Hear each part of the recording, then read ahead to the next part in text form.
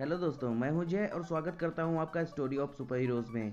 आज what if का second episode release हो गया है। ये एपिसोड फर्स्ट एपिसोड की तरह ज़्यादा फास्ट नहीं था और होना भी नहीं चाहिए था, क्योंकि फर्स्ट एपिसोड जहां पूरी तरह से बेस्ड था captain America the first Avenger पे, वही ये एपिसोड गार्डियन ऑफ गैलेक्सी से बिल्कुल अलग था। अलग टीम, अलग स्टोरी और हाँ, अलग विलन। तो आज मैं ये एपिसोड एक्सप्लेन करने वाला हूँ और ये भी बात करूंगा कि इस एपिसोड के बाद तचाला और पीटर क्विल का फ्यूचर क्या होगा। तो अगर अभी तक आपने ये एपिसोड नहीं देखा है तो प्लीज़ जाके पहले एपिसोड देख लीजिए, क्योंकि इस वीडियो में एपिसोड से रिलेटेड स्पॉइलर हो सकते हैं। और अगर अभी तक आपने ये चैनल सब्सक्राइब नहीं किया है तो प्लीज़ कर लीजिए, ताकि इस तरह की वीडियोस आपको टाइम पे मिलती रहें।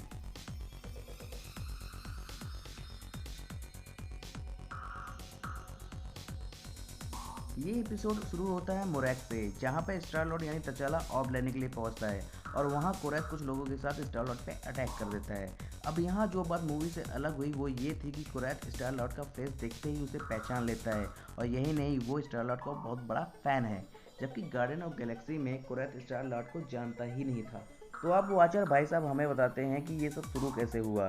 तचाला बचपन से दुनिया घूमना चाहता था, लेकिन वकांडा के लोग दुनिया से छिप कर रहते हैं, इसलिए वो बाहर नहीं जा पाता था। एक दिन भाला फेंकने की प्रैक्टिस करते समय उसका भाला वकांडा से बाहर चला जाता है, जिसको लेने के लिए जैसे ही तचाला वकांडा से बाहर पहुंचता है, यान्डू की शिप से उसका किडनैप हो जाता है, क्योंकि इस बार वो गलत समय पे गलत जगह पर था। शिप में जाने के बाद यान्डू को पता चलता है कि ये लड़का वो नहीं है जिसे वो किडनैप करने आया था। लेकिन जब यान्डू को पता चलता है कि तचाला दुनिया एक्सप्लोर करना चाहता है, तब यान्डू तचाला को अपने साथ लेके जाता है। वहीं मोरैक से स्टार लॉर्ड ऑर्ब के साथ साथ कोरैक को भी अपने साथ ले आता है। अब यहाँ कुछ नई चीज़ें देखने को मिलती हैं, और वो ये कि गार्डियन ऑफ गैलेक्सी की टीम में गमोरा, रॉकेट, ग्रूट कहीं भी नज़र नहीं आए।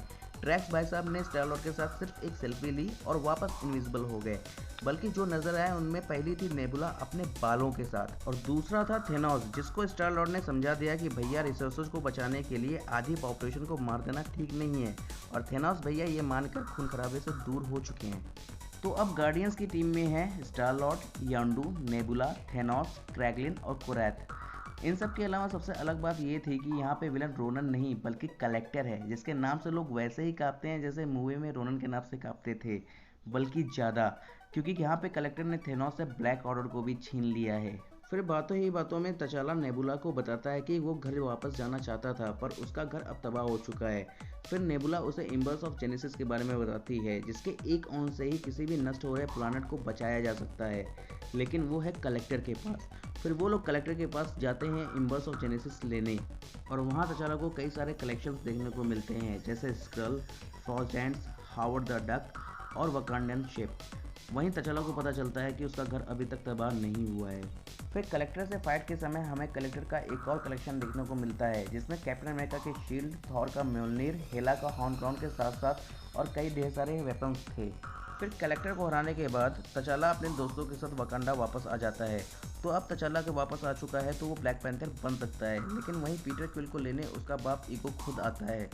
लेकिन पीटर क्विल रेवेजर से कभी मिला ही नहीं, तो अब वो स्टार लॉर्ड बनेगा ही नहीं। तो या तो अब ईगो को वो अकेला ही रोकेगा, या फिर ईगो की बात मानकर वो ईगो के जैसा ही एक विलन बन जाएगा।